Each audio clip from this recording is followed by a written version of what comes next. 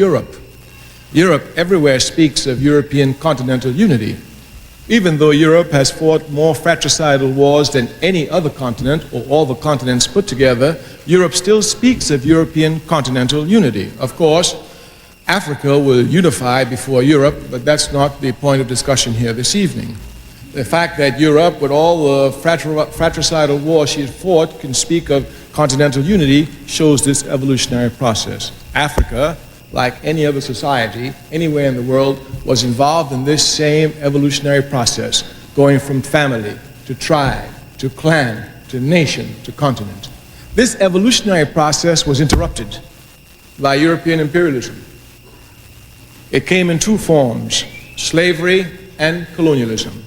First, they took over 300 million, the strongest, out of Africa, and then they divided Africa at the Berlin Conference. So you can see that Africa herself was moving on this evolutionary process. This evolutionary process, which would lead to continental unity, and Africa will still be the first continent unified, was interrupted by European capitalism. Since it was interrupted by European capitalism, an evolutionary process, the only way that Africa can unite today is through a revolutionary process aiming at a socialist economy. If capitalism destroyed us, it doesn't make sense to use capitalism to continue with it. We must use the antithesis of capitalism, which of course is socialism.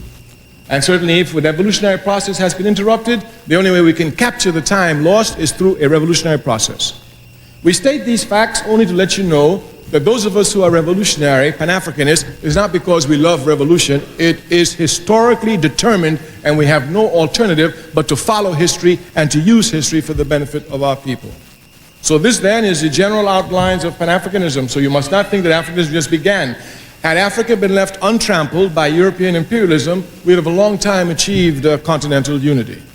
Secondly, Pan-Africanism must be seen as a movement, a mass movement. And this mass movement must be properly understood. Africa, of course, because of racism, is belittled everywhere. And many people do not see Africa's constant, underline the word constant, contributions to world civilization. Since the 1940s, Africa has given, even before the 1940s, actually, we can go back to the Honorable Marcus Garvey, Africa has given to world political movements a mass character. Africans revolt in masses, never as a vanguard party. If you look at the independence struggle in Africa, it was nothing less than mass. If you look at the struggle in the Caribbean for independence, it was nothing less than mass. And even in the United States of America, the only movement they call a mass movement is our movement. Therefore, this mass character must be properly understood. Pan-Africanism has this mass character. Africans have this mass character in responding. And our responsibility is to bring this mass character together, make it precise so that it can direct its blows at the enemy, hitting him until we knock him down. Therefore, the task of Pan-Africanism is to gather the masses of our people together in the same organization, irrespective of where they find themselves, be it in Europe, be it in the United States, be it in the Caribbean, or be it in Africa. This is the first aspect, then, we must understand. Pan-Africanism found its organizational expressions in 1900. Here, a Pan-African conference, here the word conference, was organized by Africans from all over the world. They came together deciding that something must be done for Africa. One of the leading organizers of this conference was a man by the name of Henry Sylvester Williams, born in Trinidad, a man whom you should do some history on, a very, very great man. Dr. W.E.B. Du Bois attended the conference, but he was not one of the leaders in 1900. By 1917, 1918, the idea of a necessity for a Pan-African Congress, not conference, Congress, was to be called. But most of the people who did the conference were dead. Henry Sylvester Williams was dead. A lot of them were dead. Du Bois was about the only one who was alive. Du Bois recognized he had a historic responsibility to continue the work of Pan-Africanism, so he called the first Pan-African Congress. Make a clear distinction. The first one in 1900 was a conference. Du Bois, being intelligent, understanding that a conference is limited and a Congress has more elasticity and can go longer, called it a Pan-African Congress. From the 1990s up until 1945, we could say seriously, Dr. W.E.B. Du Bois just about single-handedly kept the flame of Pan-Africanism alive. One thing must also be underlined to you. Pan-Africanism was brought into being in its organized form by the Africans outside of Africa. This was done only because of the oppression of Africa. At that time, Africa was under total colonial domination. There could be no political meetings. As a matter of fact, if you had the paper of the Honorable Marcus Garvey, you could go to jail. So the conditions were such that it was difficult for the Africans on the continent to organize. Africans off of the continent, recognizing this, came quickly to fill up that gap. So Pan-Africanism itself was brought to bear by the diaspora. But you must not think that the diaspora brought Pan-Africanism for the diaspora. Not at all. The center of the discussions has always been Africa.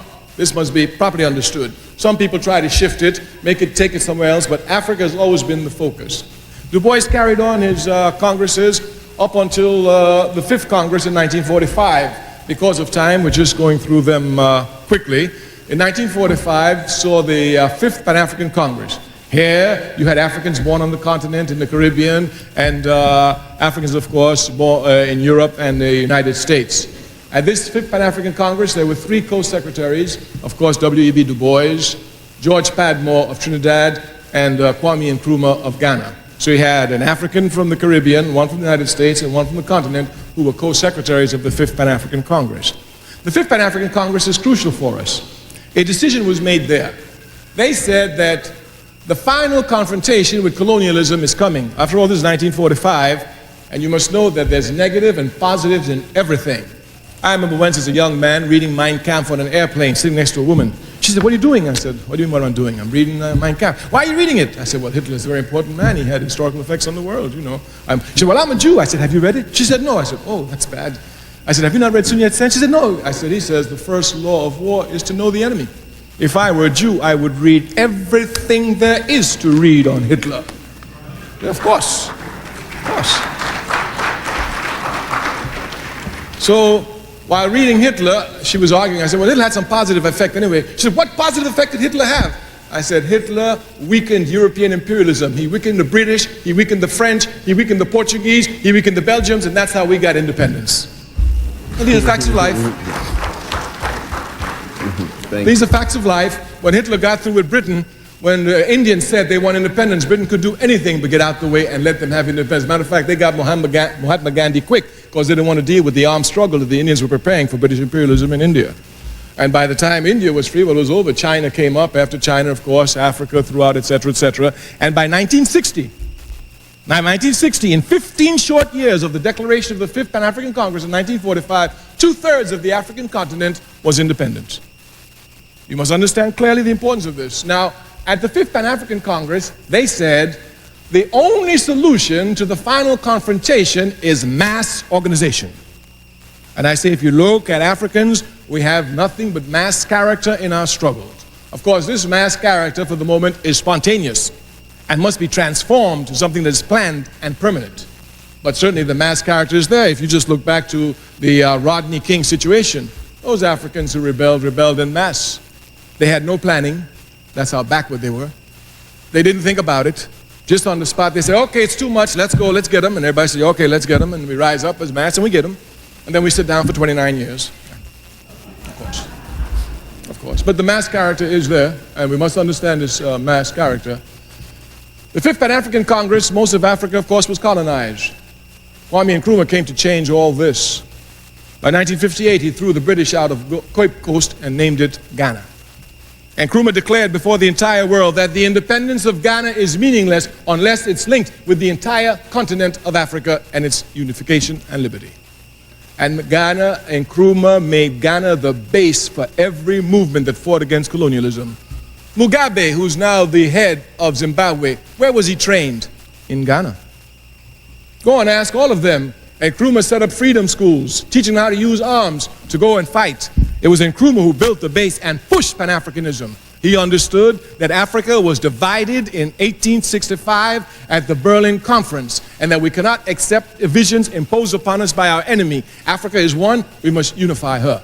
This has been the task. Of course, since Nkrumah, the movement picked up. The independence of Guinea came in the same 1958, later that year, and with Kwame Ture and Kwame Nkrumah, the movement really coalesced force. The Pan-African movement, of course, was not going to be left alone. Imperialism would seek to divide it. That's their job. Kwame Ture says, if the enemy is not doing anything against you, that's because you're not doing anything. Of course. Matter of fact, when they're not doing anything against me, I get scared. What am I doing wrong?